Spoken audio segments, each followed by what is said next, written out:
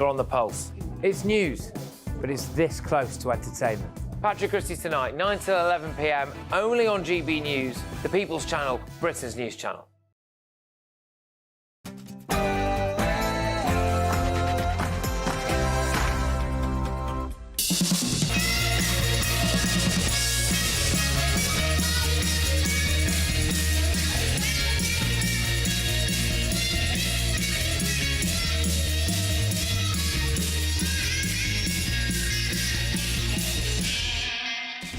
Welcome to Lee Anderson's Real World. Tonight we've got a cracking show. We've got Left versus Right with Emma Webb and trade unionist Andy MacDonald. We've also got Nigel Nelson. He's back on the show. We've got glamour model Gemma Lucy. It's her first time on the show. And we've got a legend, an iconic TV star, Christopher Biggins. But first, let's go to the news.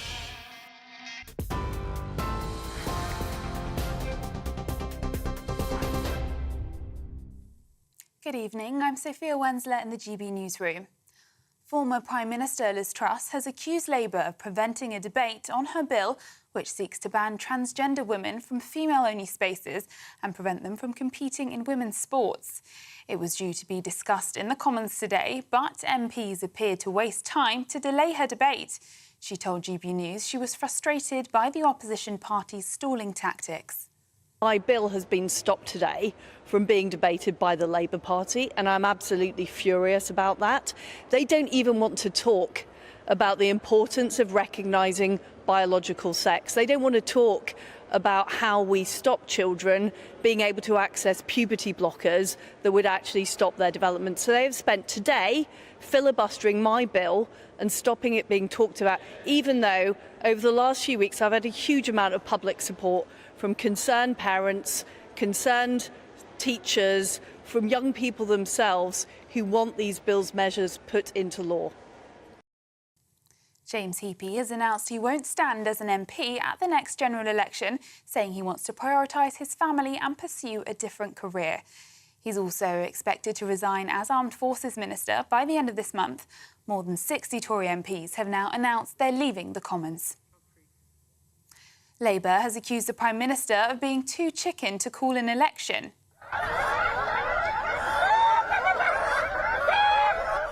As a result, a group of activists dressed as chickens clucked outside Downing Street, demanding the Prime Minister name the date now.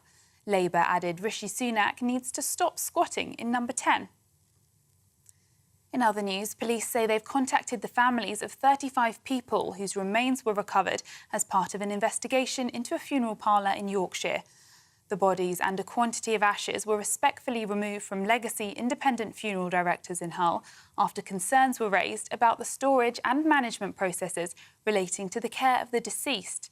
Humberside Police described it as a truly awful incident.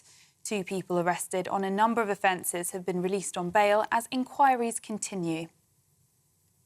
And thousands of drivers will be stuck in gridlock traffic this weekend during an unprecedented closure of the M25. Drivers have been warned to stay away from a 5-mile stretch in Surrey between junctions 10 and 11 to be shut in both directions from 9 p.m. on Friday until 6 a.m. on Monday. It'll be the first scheduled daytime all-lanes shutdown of the M25 since it opened in 1986. And for the latest stories, sign up to GB News Alerts by scanning the QR code on your screen or go to gbnews.com/alerts. Now it's back to Lee Anderson's Real World.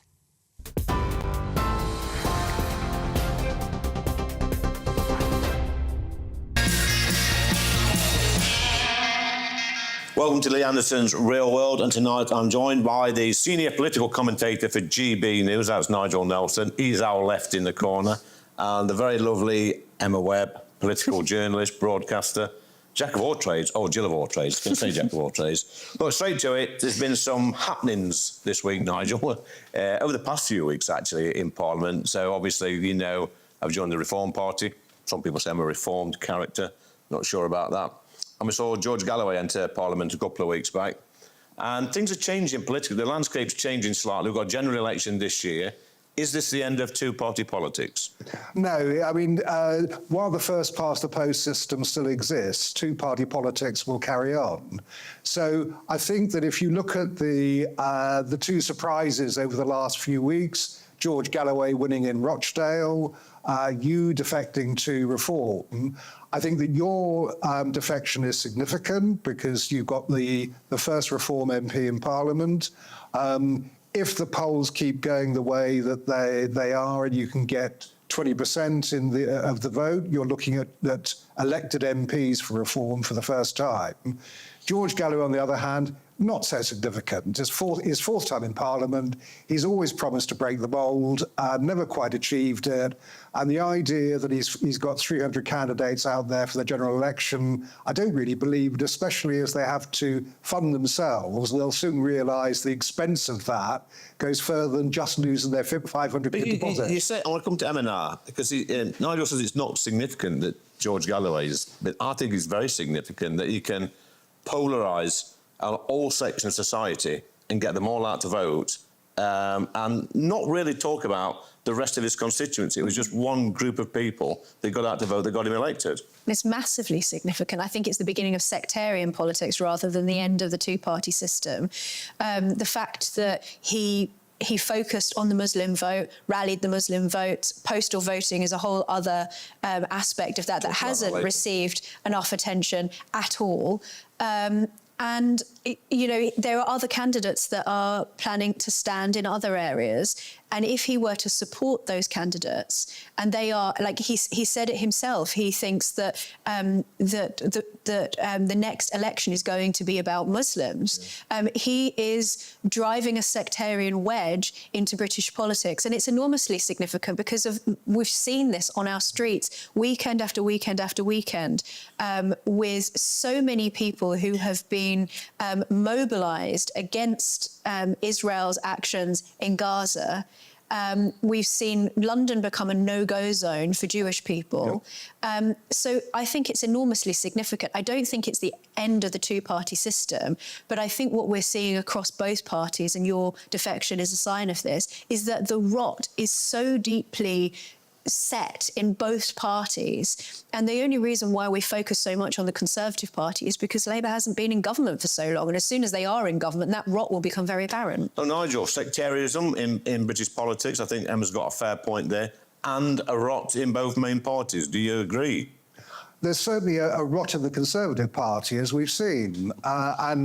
Islamophobia and racism has become a problem. Oh, hold on, I want to pull you up on that, Nigel. Okay. What is Islamophobia? Well, there is no set definition. So why are we using that word? I think we use that word because it is something that encourages hatred towards Muslims. There's no settled definition of it. I think the danger of British politics at the moment is you'll end up, and both Rishi Sunak and Keir Starmer are guilty of this. You've got Keir Starmer, who's accusing the Tories of Islamophobia, and the Tories accusing Labour of anti-Semitism. Both are not true as far as the parliamentary parties are concerned, but we don't want the election to come down to a battle between those two sorts. Do you mean who's the most racist? Yeah, yes. We don't want racism to be part of the election. No, absolutely not. Emma? Well, I mean, let's talk about the definition of Islamophobia, because there is one definition that has been put forward, and that's the APPG's definition of Islamophobia, which is pathetic. And it talks about it talks about this idea of Muslimness, and that if anybody wants to go and look at that report in detail, it's very, very clear that certain criticisms of Islam will be understood as being instrumental in order to attack Muslims. Things like saying that Islam is spread by the sword. So the one definition that I think the Labour Party has adopted, the one definition that is being pushed is essentially a backdoor blasphemy law. So if we're moving into a potential Labour government that adopt that definition of Islamophobia, plus the potential of either MPs fielded by George Galloway or him supporting other candidates who are sympathetic to that kind of sectarian politics, we are heading towards trouble. Sectarian politics again, Nigel. I've been in hot water again recently for saying I want my country back, we want our country back. But this is where we're headed. I mean, it depends what you mean, Lee, about you want your country back. I don't know whether you mean you want it to go back to something like the 1970s or the 1960s or whatever. But what you've done is you've joined a party which has very simplistic policies at the moment. I'm sure you guys are all going to work out a proper manifesto, but there are so many things that you've put forward now which were fine when you were hoovering up negative votes. But if you're intending now to hoover up positive votes, they need to be sorted out. So it's little things. It's like one policy is to give people who can't get a GP appointment within 3 days a private appointment with a GP. There are 360 million NHS appointments a year, only 3,000 GPs. It doesn't work. You have an economic policy to try and deal with cost of living crisis, which is to bring down VAT by 2%. That is so simplistic because shops are not required to pass on that saving to customers. So it's only at a time of low demand, like during the financial crisis of 2008. OK, Nigel, I'll come back to Emma now, because Nigel didn't answer anything that I asked him in that last piece. You talked about sectarian politics. I think it's a slippery slope, Emma. I think the emergence of George Galloway, who actually shook my hand and had a bit of a chat with him, but I think the emergence of him just coming and campaigning on one single policy, on basically a group of people, a religion. Imagine if I'd said, Lee Anderson had said, I want to campaign on the next election on Christian people. Mm-hmm. What would the uproar be? Well, people would find it completely unacceptable, wouldn't they? And I think it's not, with all respect to Nigel, it's not an honest or fair interpretation of you saying you want your country back to think of back in terms of time, because this is about having control. You know, people who live in this country, who have roots in this country, have a right to this country. And what we have at the moment is a situation where we have no control. The government doesn't even seem to have control, whether it's our borders, the NHS that Nigel mentioned. We could talk all day about all of the things that we've lost control over. The situation is completely unacceptable. So I agree with you, Lee. I also want my country back. And I feel like what we're doing is we're selling out the inheritance of our children and our grandchildren, and we are destroying the country as it's been handed to us by the greatest generation. And I don't think that this should be painted as wanting to take the country back to the 1950s, though there were certainly some things about the 1950s that were better I mean, I don't today. want to go back, Nigel, to days when we had rickets and polio and scurvy, and there's one toothbrush shared between the old street and stuff like that. What I'm sort of getting at is, well, there's things from the 50s and 60s I would like, but what I'm getting at is, like, we've got literally hundreds of thousands, if not millions of people now in this country, in their communities, that do not like us. Are we talking then about the problem of immigration there? Yes, Matthew, yeah. OK. Well, again, Reformers' policy on immigration is absolutely bizarre. At the moment, you would accept 400,000 immigrants into this country on a kind of net zero basis where one in, one out. How the economy can work on that basis, on legal migrants coming in to fill specific jobs and relying on people emigrating, I'm not quite sure. When it comes down to the cross-channel boats, I cannot see you campaigning on a policy of drowning people in the English Channel, which is what the term... People are already drowning in the Channel now. They are, but if you start turning back tiny little dinghies, they're going to capsize and more people will lose their lives. It is just not a practical policy to try and turn them back to France, apart from the fact there aren't any international waters between Dover and Calais anyway. Yeah. Emma, I'll come back to you on this one. Right, Is it cruel to turn back boats? No, it isn't. And if the boat capsized, then they would be under an obligation to pick the people out of the sea. We should be turning boats back to France, I think, and we have to solve the problem. And actually, if you care about people drowning in the Channel, then what you really need to do is to destroy the incentive that makes them cross in the first place. The problem is that we've become so soft as a country that people think that they can take the mick. And that's not to say that we shouldn't take in genuine asylum seekers, but the fact is that we're taking in so many that we're so overburdened that we can't look after the people who actually need our help. It always goes back to illegal migration on this programme for some reason, something I'm quite passionate I wonder why. Thanks, Nigel. Next, we've got Right versus Left with Emma Webb and Andy McDonald.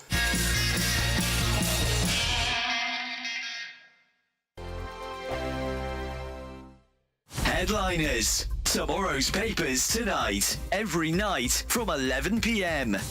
Is a debate on gender really a far-right issue? Far right. I'm so bored of that phrase, you know what I mean? Like, anyone who talks about... anyone who acknowledges that there are two sexes is suddenly far right, because that's what Hitler and Mussolini were all about. This question from Shirley is, of course, about Labour. They've been accused of being undemocratic because they pressured a pub into cancelling a debate, and this debate features Kelly J. Keane, who's been on this show a couple of times, and she's a campaigner, and she was just on the panel, and then they got a letter saying that they couldn't do it because Kelly J. Keane apparently attracts far-right groups. Now, they've tried this trick before, but because some awful, ghastly neo-Nazi types turned up near to an event that she was holding in Australia, they kind of tried to blame that on her and suggest that the two were the same thing. They weren't. That was an opportunistic group turning up to... They're not... Neo-Nazis aren't pro-feminist. They're not pro an event called Let Women Speak. That's just ridiculous. New Zealand's TV blurred her touching her zip because they said that her touching her zip was a far-right dog whistle because she's making that symbol. Yeah, but she wasn't making the symbol, she was just adjusting a zip. Yeah, and also, this isn't a far-right symbol. I mean, that was incredible because she obviously wasn't making that symbol anyway. She was just adjusting a top. But this New Zealand news channel blurred out the hand so that they could pretend that it was some horrible ghastly... Yeah. I mean, this is stuff, isn't it? She's talked about having voted Labour in the past. She's so not far right. But also, even if she were right-wing, which she isn't, why would they be banning a panel where there's a discussion about one of the most important issues of our day? What are Labour playing at here? They're anti-democratic, aren't they? They're just kind of playing whack-a-mole with things they don't like. I think maybe I'll write to the pub and say I do want to see Kelly J. Keane there. Yeah, but they won't listen to you well, if you no, say they that, will won't. they? Because you've got the unfashionable opinion, Chris. Well, I'm the unfashionable workplace. From 10 a.m. every Saturday, we want to make you think and we want to make you laugh. So we will give you all the top stories. Now we start with a story that has shocked the nation this week. But we're also going to make it light and fun and bring some entertainment in to make your Saturday morning nice and restful. Only on GB News, Britain's news channel.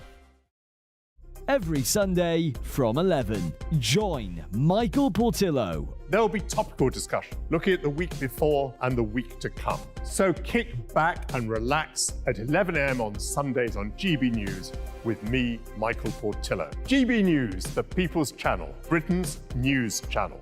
I'm Andrew Doyle. Join me at 7 o'clock every Sunday night for Free Speech Nation, the show where I tackle the week's biggest stories in politics and current affairs with the help of my two comedian panellists and a variety of special guests. Free Speech Nation, Sunday nights from 7 on GB News, the People's Channel, Britain's news channel.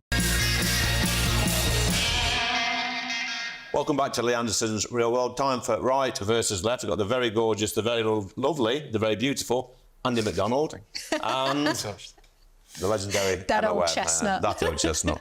Look, politics is changing over the past few years. I spoke about this earlier, and our voting system, I think, needs, personally, reforming a little bit.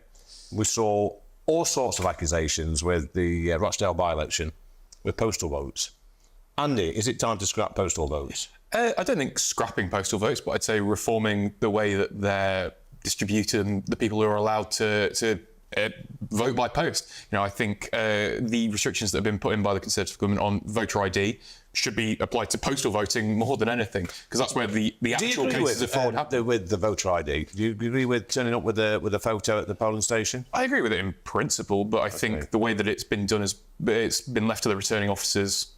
They've been left on their own to kind of administer it how they want. So I think there needs to be a more coherent strategy on it, and it needs to be done on postal votes if you're going to do it at all, because that's where the only real cases of fraud happen. You're fighting the wrong fire. Yeah, but people in the Labour Party will say there's no fraud happens with postal voting. Prove it. What do you mean, people in the Labour Party? People in the Labour Party say lots of things. You know, people in the Conservative Party say lots. People in the Reform Party, you know, you've been in all three and you say lots of things, Lee. So, postal votes. Shall we scrap them?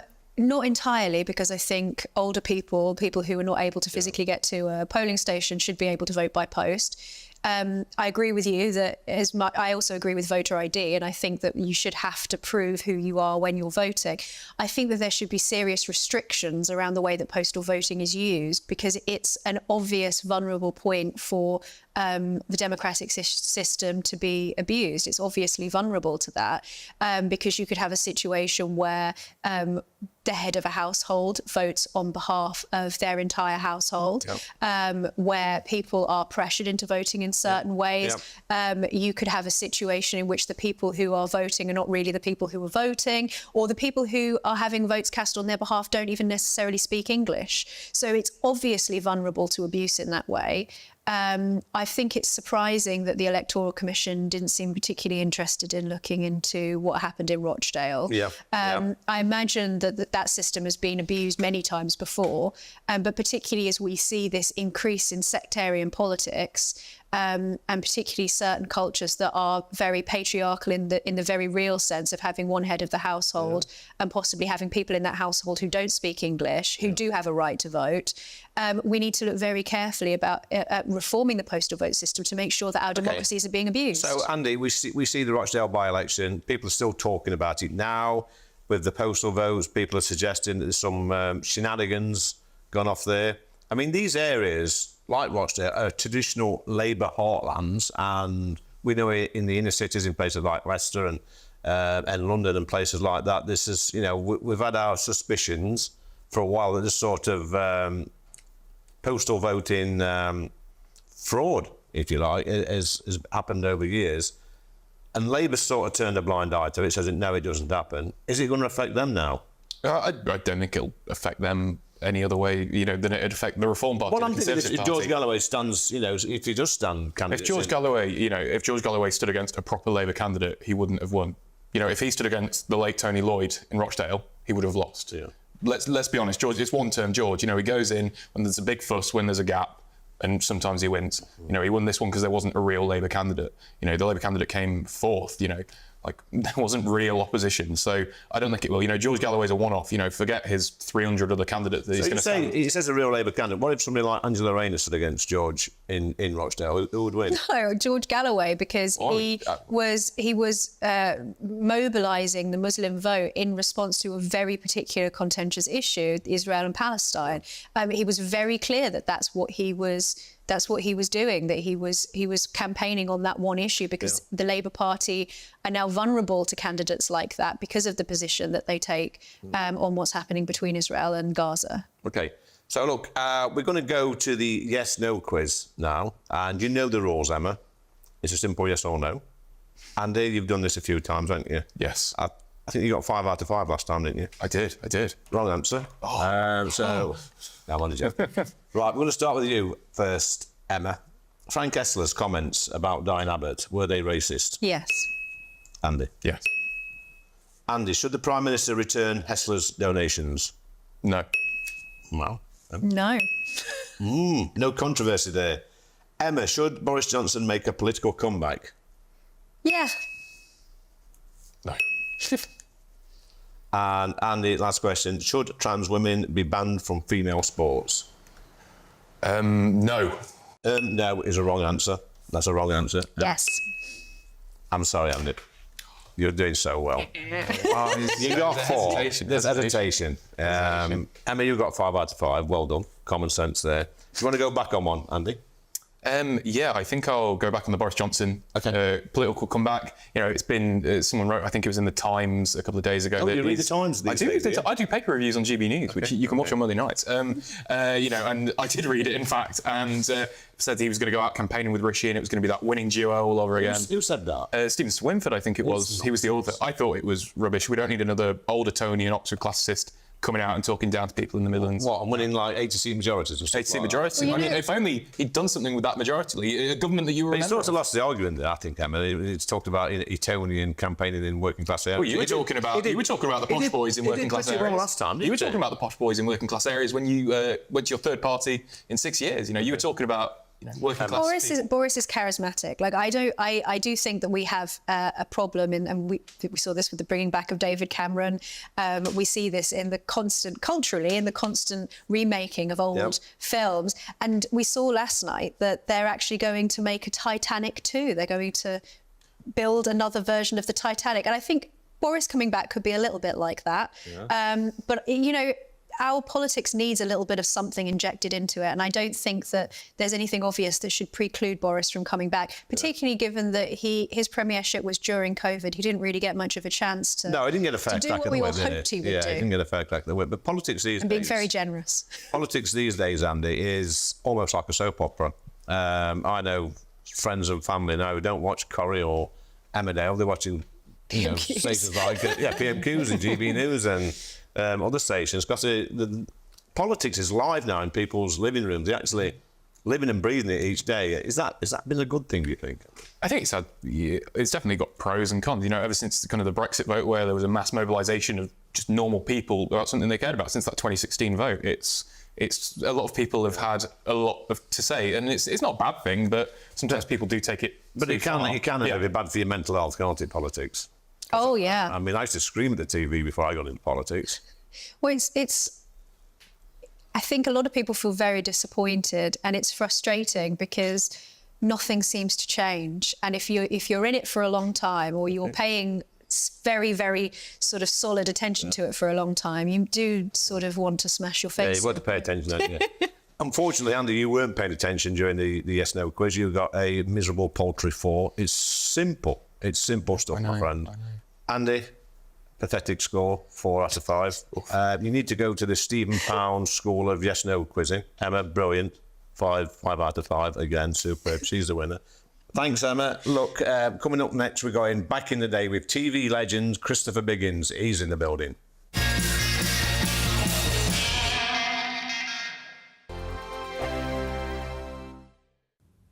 Hello, very good evening to you. Welcome to your latest GB News weather update, brought to you by the Met Office. For many of us, it's actually going to turn quite chilly tonight. Could be a touch of frost before some rain arrives tomorrow. That's in association with a system waiting out in the Atlantic. Before that, though, we do have a ridge of high pressure building, and that's going to quieten our weather down as we go through the end of the day. So many of the daytime showers will clear away and die out, leaving a mostly dry and often clear night. As a result, because of the clear skies and a bit of a northerly wind, temperatures will take a bit of a drop. It's going to be markedly colder than some recent nights. Touch of frost is possible, particularly in rural spots, especially across parts of Scotland.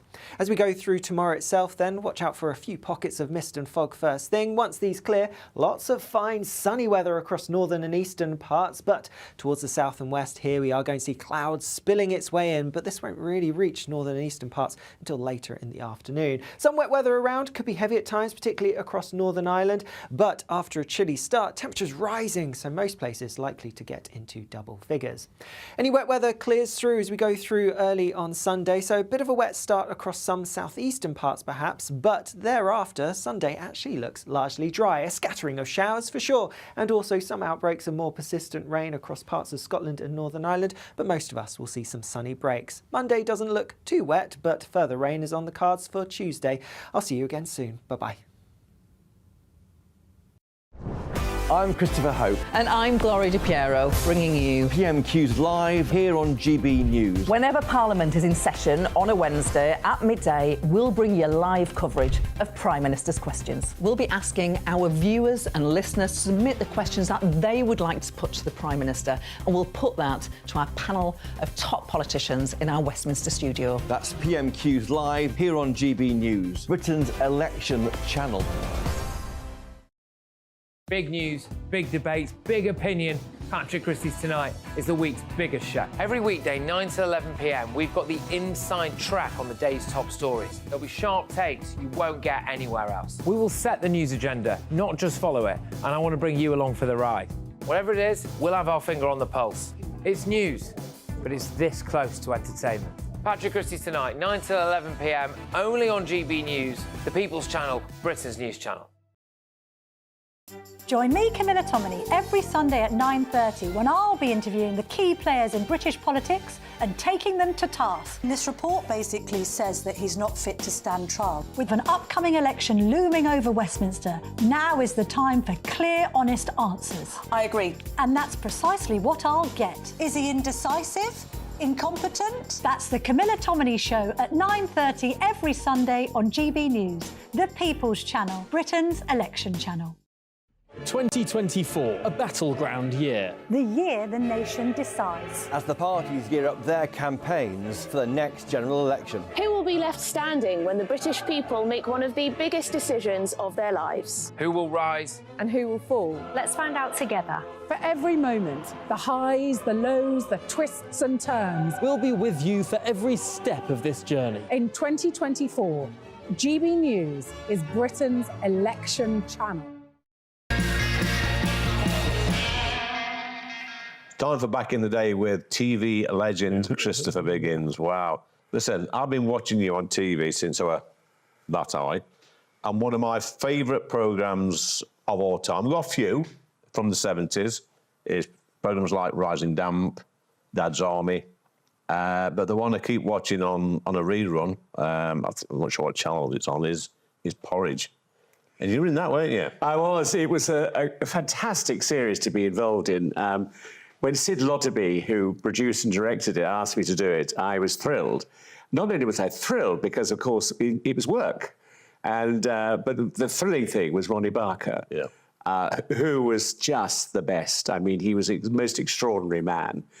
And what I always say about Ronnie Barker was he was not a comedian. He was a comedy actor. Yeah. And I say that in the nicest possible way, because if he felt one of Dick Clement and Ian Lafrene's lines was better said by me, he would give it to me, rather than always wanting the funny line, because he saw the whole picture. And that's where he was so clever. And, of course, it was brilliantly cast. There were so many wonderful people in it. Do you see, growing up, because I was 8, 9, 10 years old when these sort of programmes were on, and I couldn't get my head around the fact that this Ronnie Barker chap came on a programme on Saturday night called The Two Ronnies, with white hair. Yes. And then the following day, or whenever it was, you watched this Cockney geezer with dark hair in the prison. I could not believe it was the same person. No, and I mean, of course, in those days, that was talent. Yeah. Nowadays, it's not. There's nobody like him. Yeah. I mean, he was brilliant. And same with Ronnie Corbett as well. They were unique in what they did. They went on to do other things. Of course, Ronnie wrote a lot of things too. Yeah.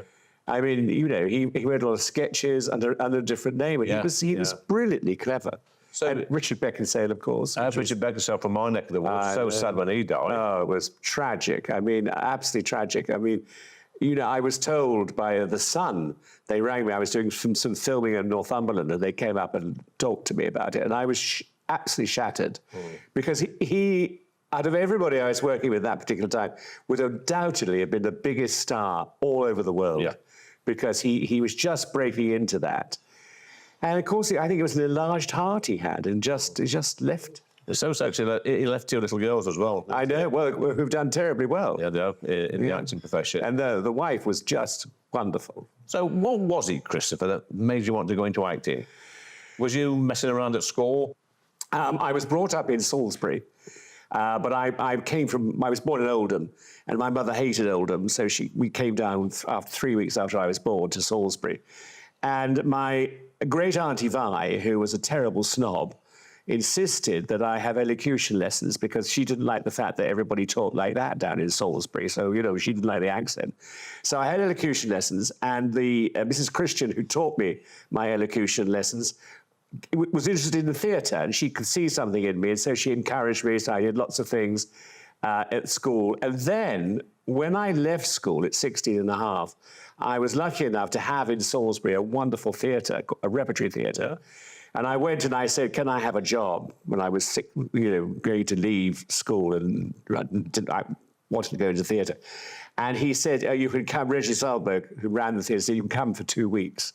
And I stayed for 2 years. Wow. I was on £2 a week the first year, then went up to £6 a week the second year. What year was that, Chris? Right. So that was 60s, 90s, around about the 60s. £2 a week. Was it a fair wage then? Well, no, well, not at all. I was heavily subsidised by my family, who were wonderful. But I mean, and then I went to Bristol Theatre School, which was great, because there was an actress called Stephanie Cole, who you'll know, and she insisted I went to drama school, and so that's when I started. What was your big break then?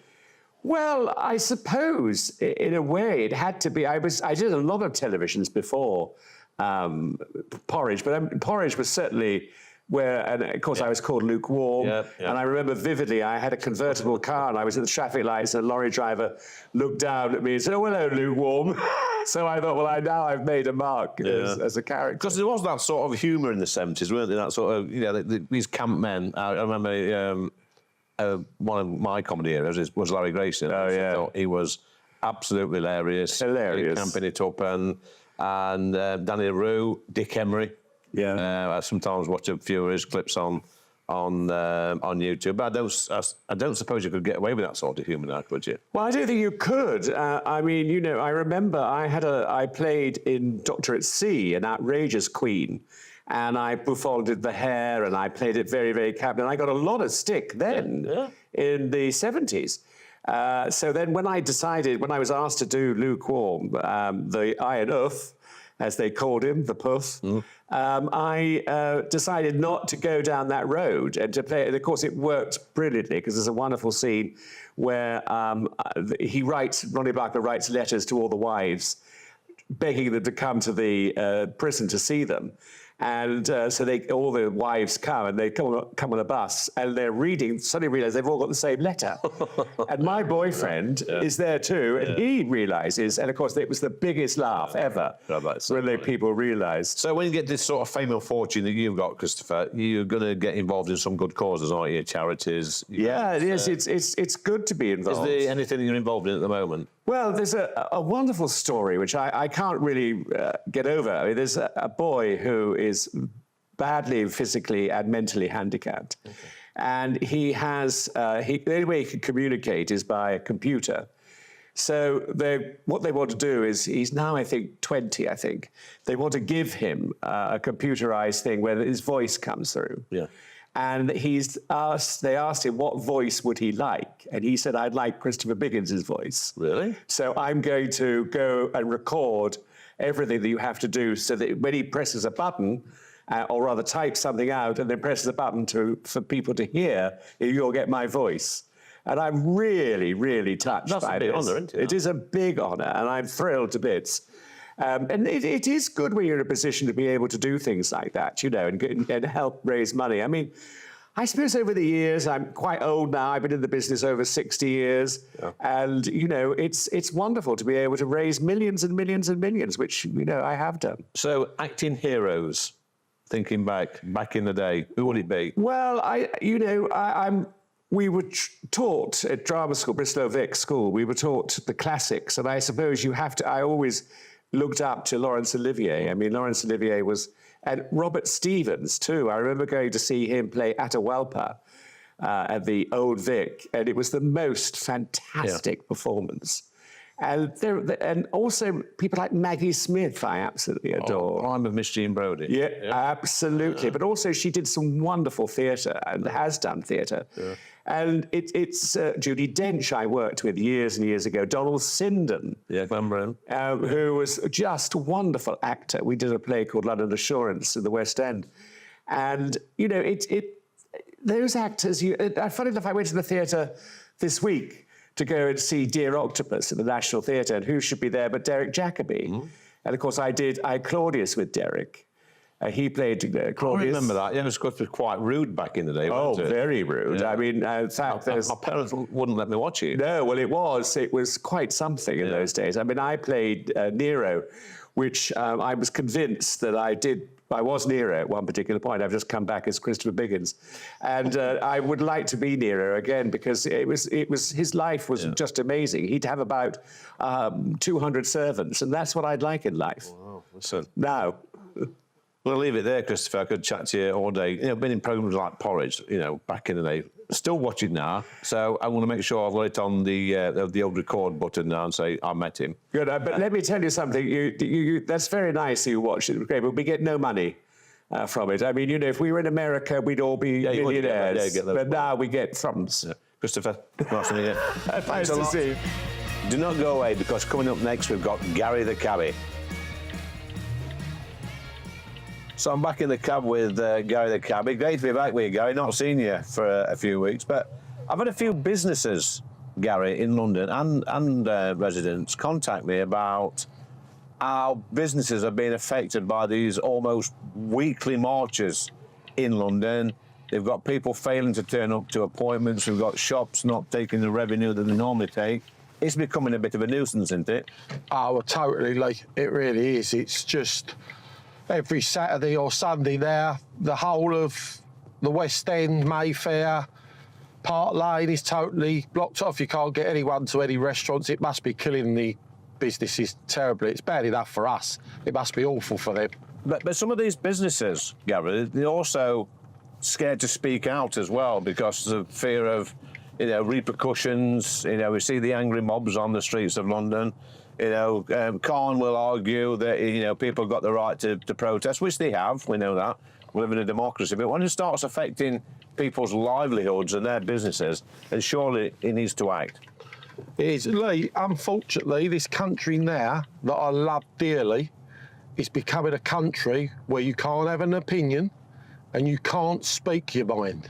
As you know from my experience last time, you say something wrong, and you jumped all over. Yeah. You can't have your own opinion in this country anymore. I'll push back a little bit, Gary. I think you can have an opinion if it's that same opinion of this noisy minority that seems to be out on the streets every single week. Yeah, all right, I'll rephrase that. You can't have your own opinion. It's got to be an opinion that people want to hear. Well, there you go. More common sense from Gary the cabby, and hopefully we'll get him back here next week.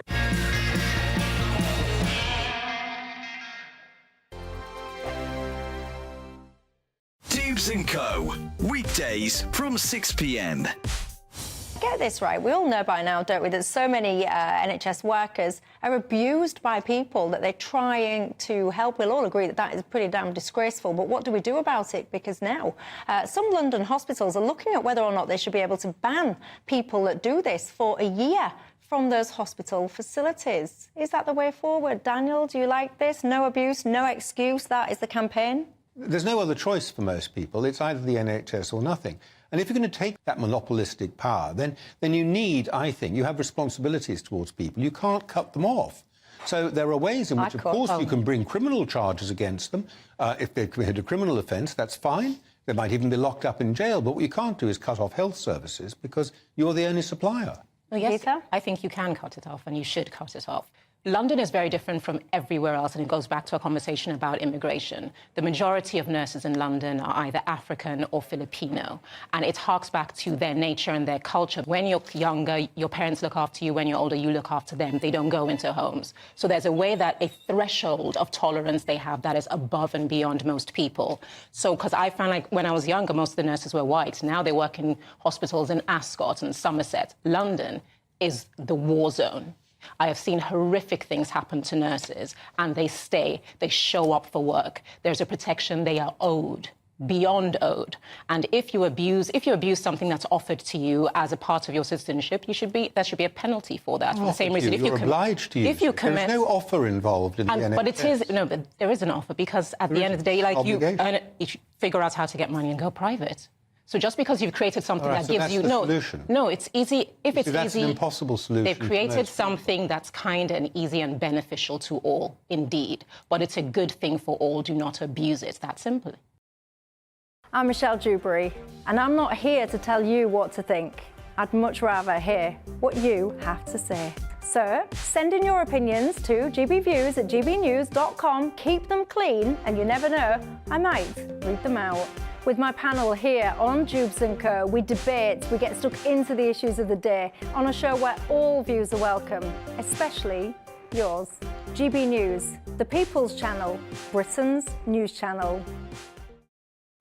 2024, a battleground year. The year the nation decides. As the parties gear up their campaigns for the next general election. Who will be left standing when the British people make one of the biggest decisions of their lives? Who will rise? And who will fall? Let's find out together. For every moment, the highs, the lows, the twists and turns. We'll be with you for every step of this journey. In 2024, GB News is Britain's election channel.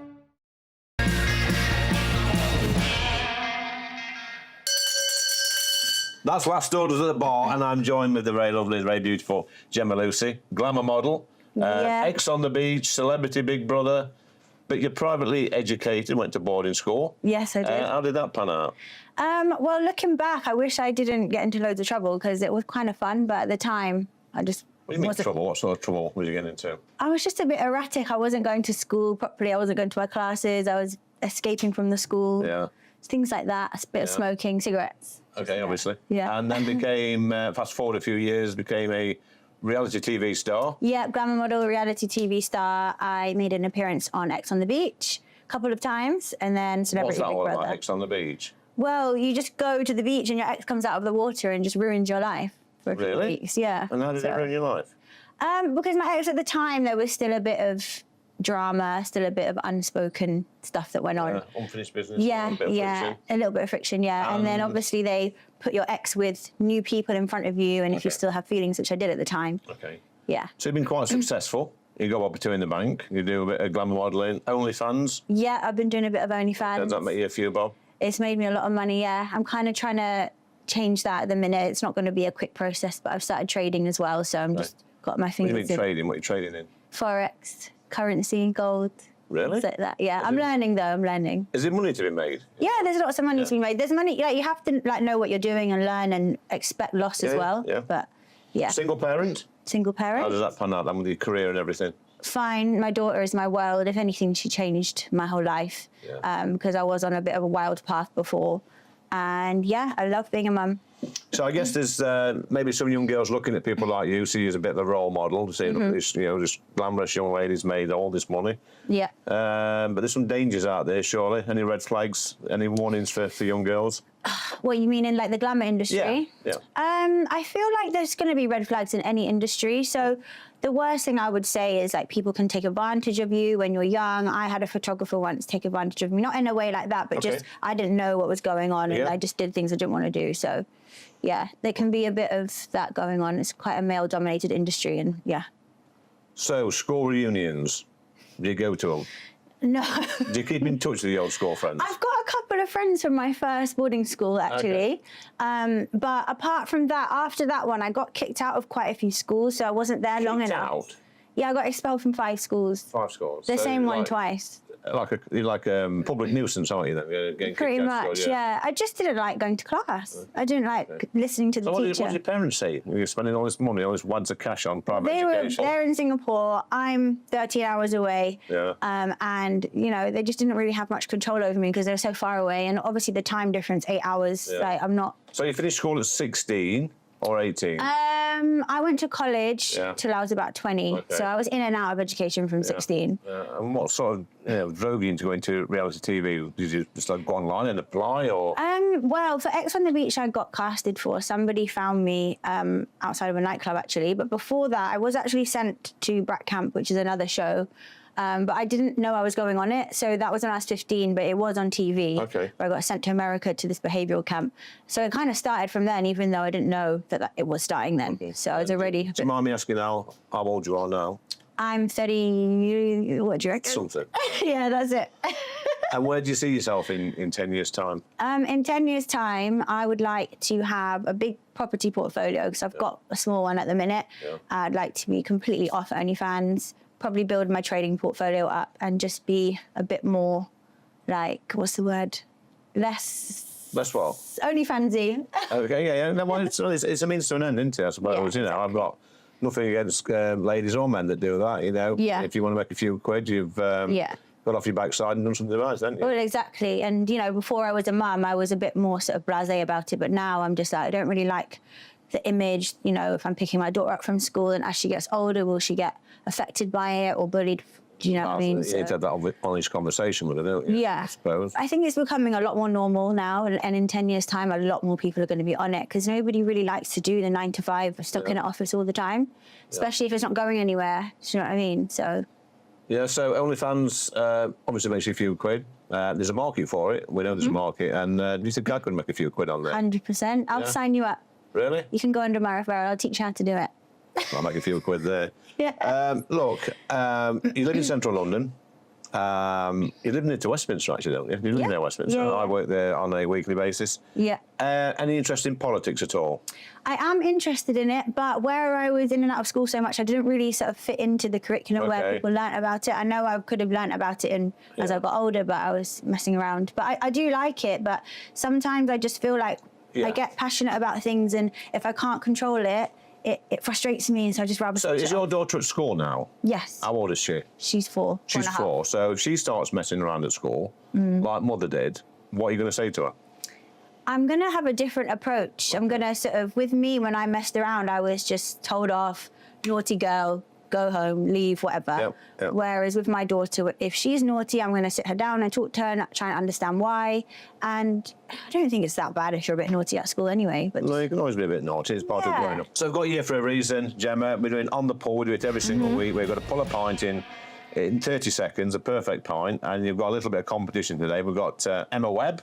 Where are you, Emma? Come here, darling. So that's yours. I think you've got the Fosters and you've got the course. So on the count of 3... is it a race? It's a race. Okay. And it's a competition for the quality of pint. Yeah. 3, 2, 1, go. Have you done this before? I have, yes. There we I've go. got a bit of We've experience. got a ringer in the room. Yeah. What about you, Emma? Well, You've I got have done it before, and it didn't turn out very well. Okay. So have you worked behind the bar, Gemma? Yes. Okay. A bit of head on that. Yeah. Is that all right? Put on on the bar, darling. It's actually not too bad. Yours got more head than mine. That's not well. No, it's all about the head. Yeah. So, Emma, you've been listening to Gemma talking about her career, and she's done pretty well, hasn't she? You know, been a glamour model, doing OnlyFans, reality TV stuff. Now got a few bob in the bank. Is it something that you'd support, that sort of career? I'm not supportive of OnlyFans, I have to admit. And I'd only just heard about the show X on the Beach, never even heard of it. So I'm completely oblivious to all of that. See, I'm a bit ignorant on these things, you know, these reality TV shows. So I don't watch much TV because I don't get much time. So when these young ladies come in and been on this show and that show, I am a bit ignorant. So I do apologise about that. But do you believe in the right for women to do what they want on these shows? Morally, no. Morally, no. I feel like a bit of a nun right now. But, Yeah, you are a nun. Yeah. But no, I don't think that. I don't agree with selling your body in any respect. Okay. What do you do? Can I ask? I do this.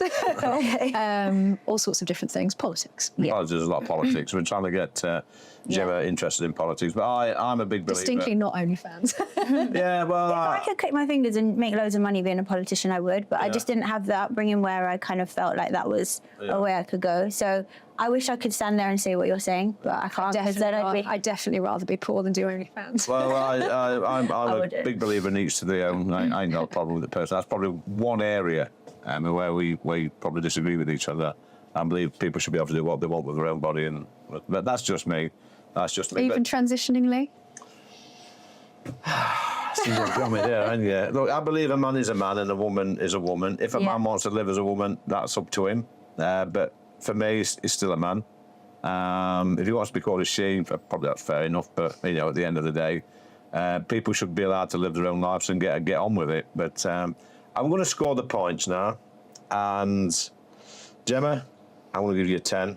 Thanks. My head is Emma, deflated. you know, the head's collapsed a little bit. It's like a poorly prepared souffle, isn't it? It's just collapsed, isn't it? So I want to give you a 9. I think my dad would be very proud of me. Very proud of you. But that's On the Pull with Emma and Gemma. Thanks, guys. Thank you. Massive thanks for watching Lee Anderson's Real World once again. We're back next week, Friday night, 7 p.m. on GB News. But coming up next, we've got Friday Night Live with Mark Dolan. Mark, what's occurring?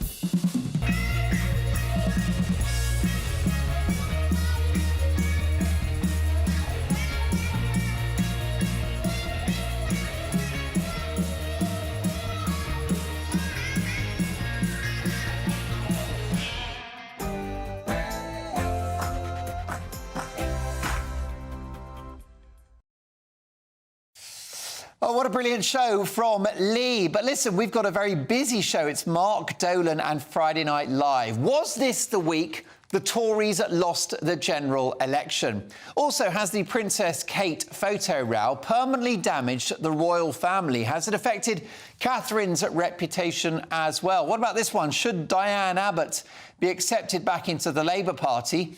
And is woke madness finally in retreat? We've got some big names. We've got radio and Fleet Street legend Mike Porky Parry. We've got the fabulous Nina Mishkov and the former royal butler to Diana himself, the wonderful Paul Burrell. Plus, why are school dinners still so bad? I'll be asking Anthony Worrell-Thompson. A really busy show, Friday Night Live with me, Mark Dolan. Don't go anywhere. That warm feeling inside from Boxed Boilers, sponsors of weather on GB News.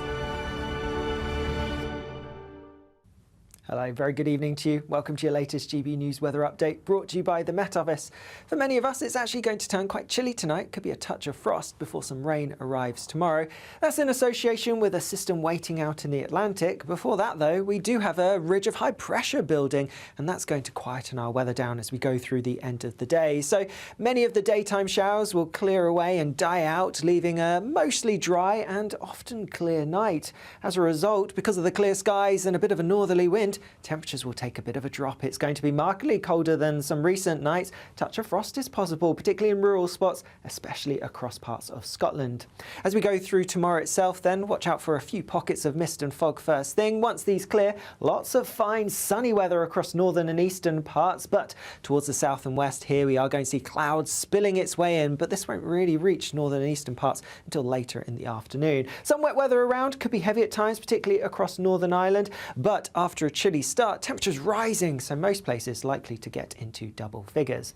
Any wet weather clears through as we go through early on Sunday, so a bit of a wet start across some southeastern parts perhaps, but thereafter Sunday actually looks largely dry. A scattering of showers for sure, and also some outbreaks of more persistent rain across parts of Scotland and Northern Ireland, but most of us will see some sunny breaks. Monday doesn't look too wet, but further rain is on the cards for